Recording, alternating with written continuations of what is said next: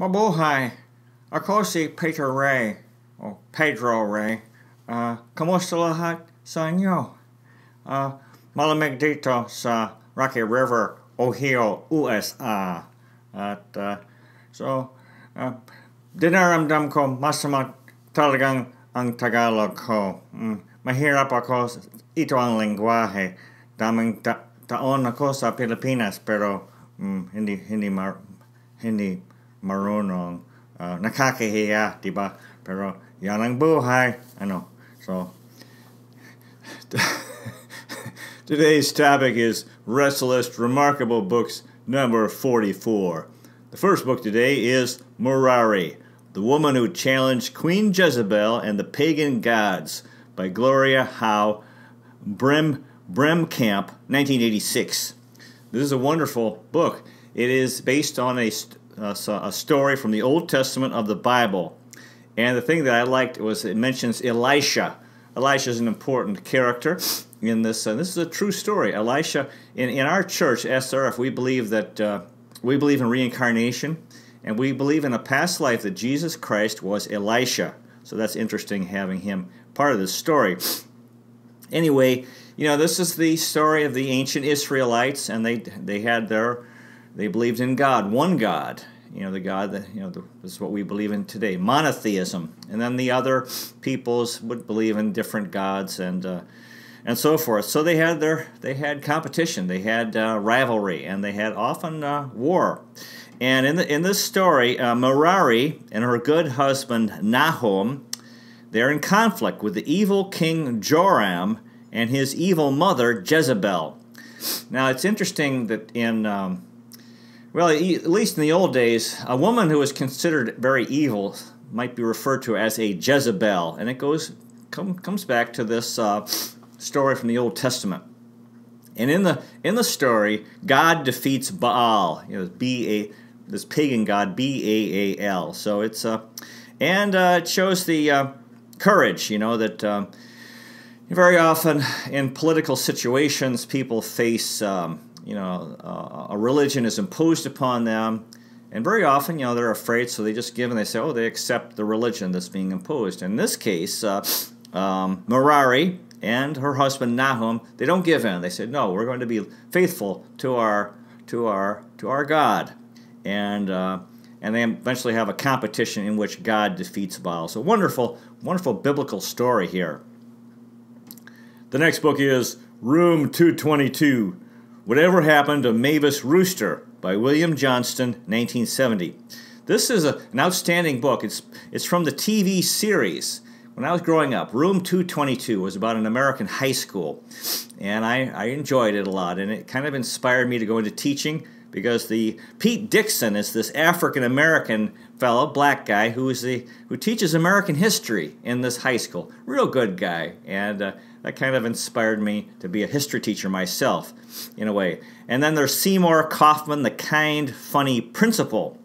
Now, in this story, a new teacher starts a rebellion. So anyway, I enjoyed the TV show as growing up, and then, of course, I became a teacher myself. And so this is a nostalgic book based on the TV show Room 222. The next book is Maniac McGee by Jerry Spinelli, 1990. This is a wonderful children's book. Won the Newbery Award. Very beautiful. And in the story, this character, they call him Maniac McGee. Seems like he's always running. He loves to run. And his parents had died. Lost both his parents, and he became homeless as a boy. He's wandering around town. And for a while, he lived with a black family, an African-American family, who accepted him. But because he was white, European descent, and because of the conflict between, white and black Americans, there were some blacks in the neighborhood who didn't like him being there, and made comments like, "What are you doing here? This is our neighborhood." So he decided that he should go. He didn't want to make trouble for this family that had basically adopted him. So he became homeless again. And then later he lived with a kind old white man. Somehow that worked out. But the thing is, that guy died as well. So again, he was homeless. And then in his travels, he liked to wander, he liked to run. And then he came across this black girl from the family that had originally or earlier had accepted him and said and then she said, you're coming home. She told him that that was his home, and she wouldn't accept no for an answer. In other words, see, he decided to leave that family because of this. He felt there were some issues with the neighborhood, but they wanted him to stay, and especially this girl. And she said, you're coming home. So it's wonderful, wonderful. So there's a very happy ending. He finds his family, and he ends up living with this African-American family who accept him as a part of the family. Wonderful story. The next book is The Jackson Phenomenon, The Man, the Power, the Message by Elizabeth O. Colton, 1989. Oh, I really enjoyed this book. It's about Jesse Jackson, who has been in the public eye for a very long time and still is. And he ran in 1988. He ran a very strong campaign for the presidency. Ran to become, hoping to become U.S. president. He didn't make it, but he finished second in the among the Democrats behind Michael Dukakis, who was nominated. So he had a very strong campaign, and he was known as the man with the silver tongue. He could really talk. He's a very this is how he made his name. And he'd be giving speeches public speeches on brotherhood, but having private acts of meanness. So he was a very talented fellow, but flawed. And you could say he was a jerk. There were problems in his character. And you could also say that he was a hypocrite. I voted for him in 1988. And it comes back to the whole point that we have to walk the talk. There's a lot of, this has been a problem, really, for centuries, really, hypocrisy. Especially, that's why people today aren't interested in religion, because there's been so many hypocritical religious leaders, Christian and other religions who weren't following, saying one thing and doing another. But anyway, there's good in everyone. There was good in Jesse Jackson, but he, and the thing is, you have to do it. You can't just talk about stuff. You can't talk about how we need to be brothers and then be kind and then mistreat people. Very interesting book. The next book is Heroes of America: Illustrated Lives, George Washington, 1996. I believe this is a children's book, and it's about George Washington, the father of the United States, this incredible man in American history, who won the War of Independence against Great Britain and served as the first president. He was a good man. That's the main thing. That's the lesson of his life. He was a good person. He had good character, and that's why he was a good example for people to follow.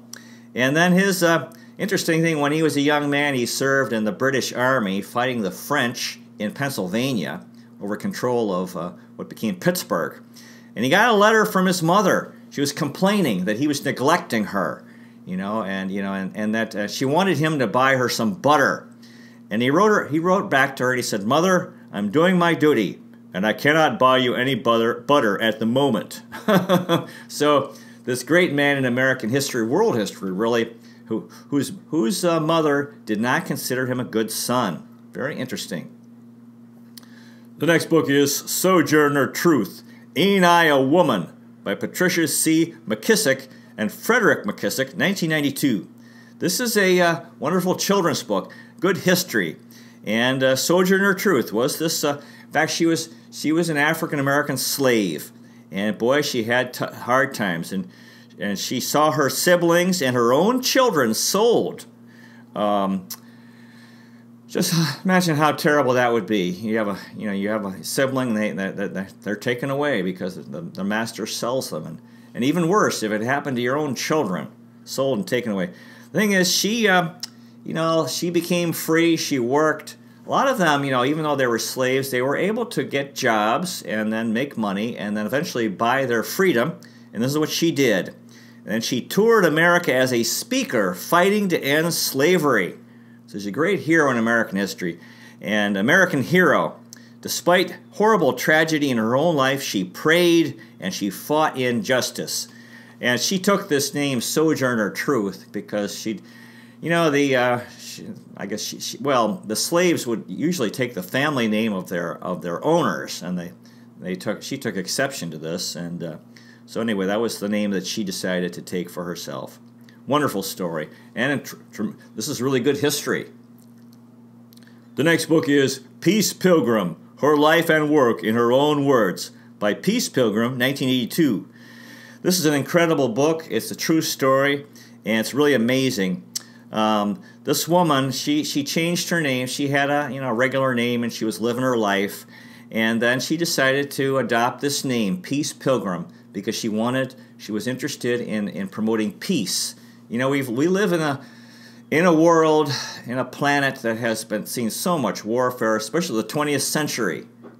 Horrible war because of, well, the misuse of technology. In the old days, centuries ago, there was war, but it wasn't that bad because the weapons weren't that powerful. But today, my gosh, this is the real reason why peace is much more important today than ever before in history, because of the destructive power now with nuclear weapons.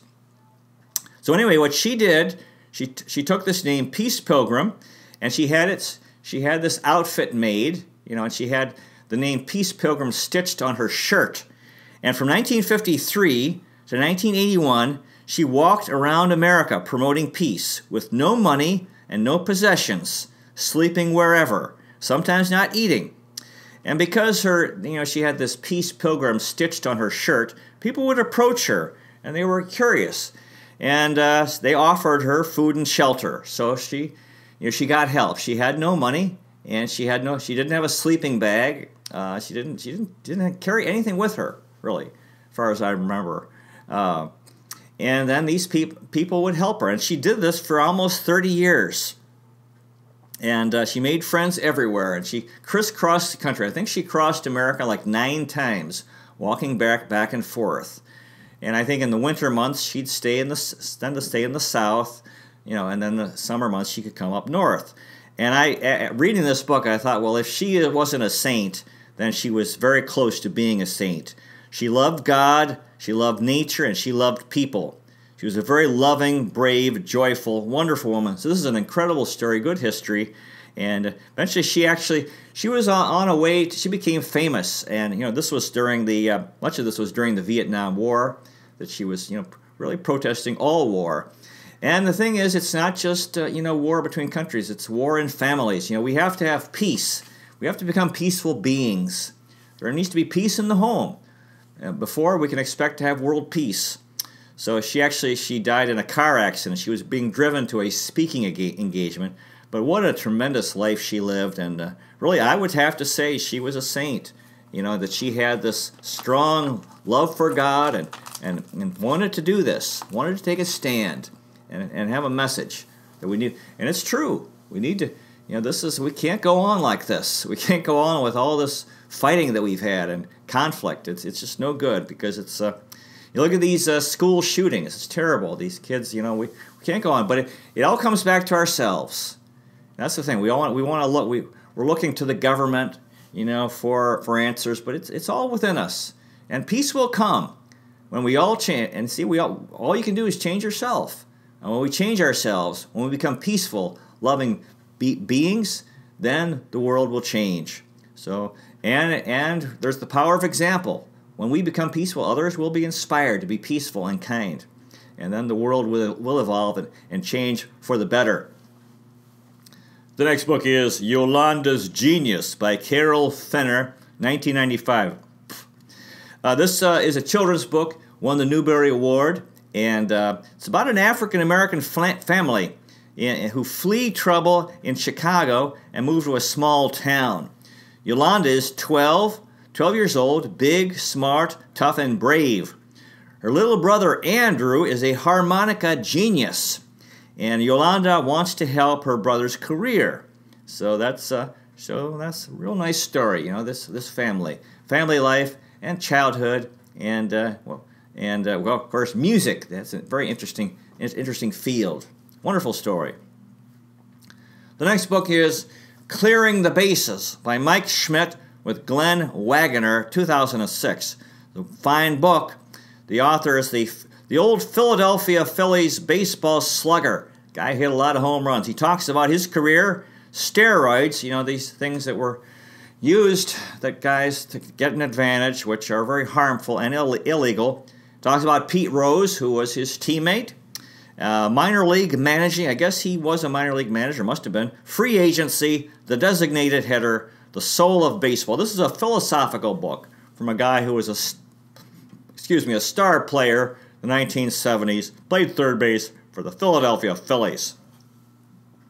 The next book is Undying Glory, the story of the Massachusetts 54th Regiment by Clinton Cox, 1991. This is another children's book. And it's about these African-American soldiers who fought for the Union during the American Civil War.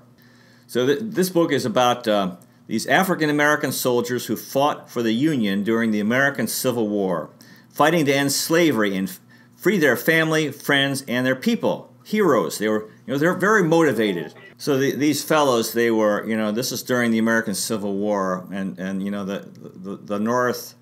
Eventually, the war turned into a war to end slavery. So these fellows, they were African American. They were motivated to fight and to help end slavery. And there's actually a movie about this. And a lot of them died. But that was okay for them because they had a cause. Because slavery, they had been slaves, and they had family members who still were slaves. And so they were. You have to give them a lot of credit. And they were. So this is very good history. It's very inspiring, the men who fought to end slavery in the United States, especially African Americans. They had this special regiment, African American soldiers who really, they were fighting to free their own family members and their own friends and their people. Wonderful. The next book is A Whale for the Killing by Farley Mowat, 1972. This is a tremendous book. Farley Mowat's one of my favorite authors. This Canadian naturalist. In 1967, Farley Mowat was living in a small fishing village of Burgeo, Newfoundland, Canada. And at the time, or during that time, an 80-ton fin whale was trapped in the bay by this town. Young men from the town shot it with rifles hundreds of times. And Farley Mowat was horrified. And he went to war to save the whale and became an outcast in the town he lived in for 5 years. The whale died. Very tragic. And as I read this book, the thing is that the thing I wrote was that Farley Mowat didn't give love to the attackers. Very gripping story. And this is a real crisis that he faced. He loved animals, and here he's watching this wonderful whale just for the heck of it. These young guys just decided to kill it, and he wasn't able to save the whale. The whale died, and I imagine he had to move because, as I said, he became an outcast in this town. Whenever we're fighting injustice, the thing is how we do it, and I think he was too hard on these people, and we have to fight injustice in the right way, and so, but anyway, he's human, and you have to give him credit though for making a stand. It was kind of ultimately it didn't work out. I'm sure he was heartbroken. The whale died, and I believe he had to move away because he became an outcast. God bless Farley Mowat. What a tremendous writer, and the fact that he cares so much. It's wonderful to care about animals. We have to care about people, and we have to, whenever we're fighting injustice, we have to, be patient and be kind, be firm, and communicate. But if you lose people, if you condemn them, that's what we should never do. Never condemn people. This happened. I know in the war against slavery, the fight against slavery, the slave owners were condemned, and this made it. You have to win people over. Anyway. The next book is Beyond the Norm by Norm Miller with H.K. Hosier, 1996. Outstanding book. This is a book about a businessman. He created interstate batteries. He was a Christian businessman. He got into NASCAR racing. He was really a man for others, a man dedicated to service, positive, hardworking, smart, kind, great man. So yeah, this is a wonderful book. It's a story of a businessman and how he's... as a Christian, how he applied Christianity in his work, by doing a good job and by, treating his employees well, and by, and by treating everyone well, because I think this is the key in life. We have to be good to everyone, have respect, treat the customers well, treat your employees well. So real good, very inspiring story of a businessman. The next book is Space Station 7th Grade by Jerry Spinelli, 1982. It's a wonderful children's book. It's a story of a 13-year-old boy in a small town. And he gets into his life in school, playing baseball, riding his bicycle, Halloween, Christmas, girls, snowball fights, and being a teenager. Yeah, I loved riding a bicycle as a boy, and I remember when we got to be about 16, and the guys in my class, they all wanted to drive a car. And I thought, oh, what are you talking about? I didn't want to drive a car. I was happy riding a bicycle, happy being a kid, So, and snowball fights, we used to do that a lot here. We got some snow out today here in Cleveland. And Halloween, of course, lots of fun, going around trick-or-treating, wearing a costume, and having, and you get chocolate bars from people, their homes. Christmas is a lot of fun. So this is a real nice book, Space Station 7th Grade. The next book is Play-by-Play, Baseball, Radio, and Life in the Last Chance League by Neil Conan, 2002. The author became a minor league baseball radio announcer for 1 year, and so that was an interesting experience. And this, as it says, the Last Chance League, this must have been a league that would accept older guys, because he ends up meeting guys who were former players, Darrell Evans and Rick Wise and Ozzie Canseco, the brother of Jose Canseco. And anyway, he had fun. The author had fun and learned to live again. I guess he'd been in a job that wasn't very fulfilling. He did this job, and it was real nice. Minor league baseball, wonderful story. The next book is Journey to America by Sonia Levitin, 1970. This is an outstanding book. It's set in 1938 Germany, when the Adolf Hitler was in power and his Nazi party was in power, and Jewish people were being persecuted. And eventually, of course, if you didn't get out of Europe, 6 million Jews died, were murdered by the Nazis. Anyway, this family decides to leave, and the best place to go would be America, to get away, land of opportunity. So the father goes first, Papa, and then the mother, Mama, and the 3 daughters wait in Switzerland. So they got out of Germany, went to Switzerland, and they lived in a refugee camp where there was fear, sickness, and death. Yeah, so these refugee camps can be tough places, and disease is a problem, and people can die. They have to have food and water, and who knows, they're probably living in a tent. And Switzerland's a cold country. Anyway, they finally made it, and started a new life in America. So they made it. There was a happy ending. Wonderful book. The next book is Promised Land by John Kulea, 1998.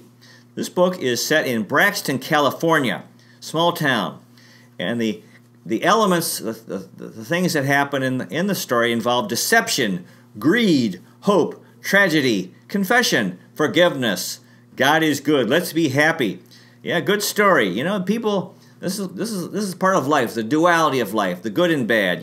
When people deceive, they violate trust, and greed. Yeah, another real problem.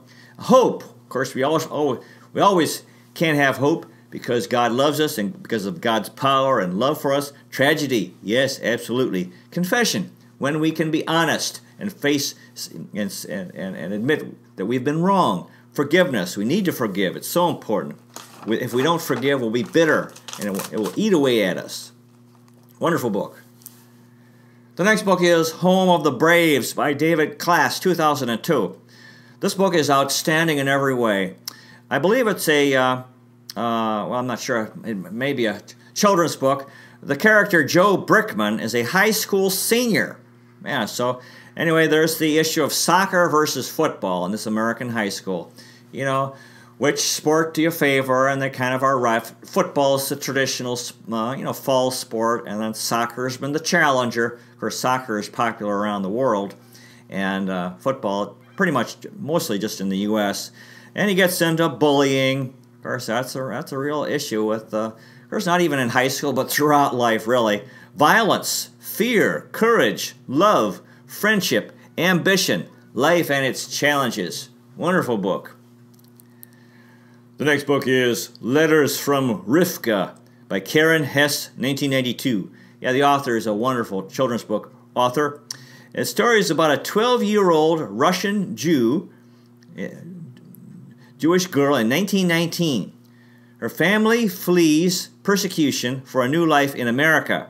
So I believe they're in Russia. Anyway, Rivka is sick and must stay behind in Belgium for 1 year. To enter the U.S., you had to be healthy. If you were sick, they wouldn't let you in. So anyway, her whole family went to America, and she could not. She had to wait till she got better. So there's a happy ending in New York when she does become healthy. She comes and is reunited with her family. So there is suffering, endurance, courage, and love in this book. The quote that I love from the book was, "Kindness dwells in hearts that have no fear." This shows the importance of courage in life. And so she made it. She had this hard time. She missed her family, and but she endured, and she was brave, and they still loved her, and so things worked out. Wonderful book. The next book is Bud, Not Buddy by Christopher Paul Curtis, 1999. Wonderful story. This is a children's book. I believe it won the Newbery. Bud is a black boy, African American. He's 10 years old, and the year is 1935, and he's in Flint, Michigan, in the United States. His mother died, and he has no father, so he's moving from an orphanage. He's been in an orphanage as a young boy, and then he moves to a foster home. So that's really tough. He was having a tough time. Just imagine. And he finally finds his grandfather, who was a famous jazz musician. So I think that who ended up taking care of him. The kindness of strangers in this book is so touching. Beautiful book. Really enjoyed it. Yeah, that's the thing that, to me in life, is when people are kind. You meet people who you don't even know, and then they are kind. And then it's really, you think, wow, it really makes you feel good. And you think, wow, it's very inspiring and happy, because sometimes we tend to be suspicious of strangers, and you wonder, people can be hard. The next book is Young Indiana Jones and the Curse of the Ruby Cross by William McKay, 1991. Of course, Indiana Jones is a famous character from the movies, played by Harrison Ford. In this case, he's a boy. He's a kid. It's 1914, New York City. There are labor unions, women's suffragettes, adventure. Indy helps his friend. A centuries-old legend comes to life. So he's 14 years old. Wonderful, very interesting book. So it appears we're out of time. Thank you very much for watching. I wish you well. God bless you, and I'll see you next time.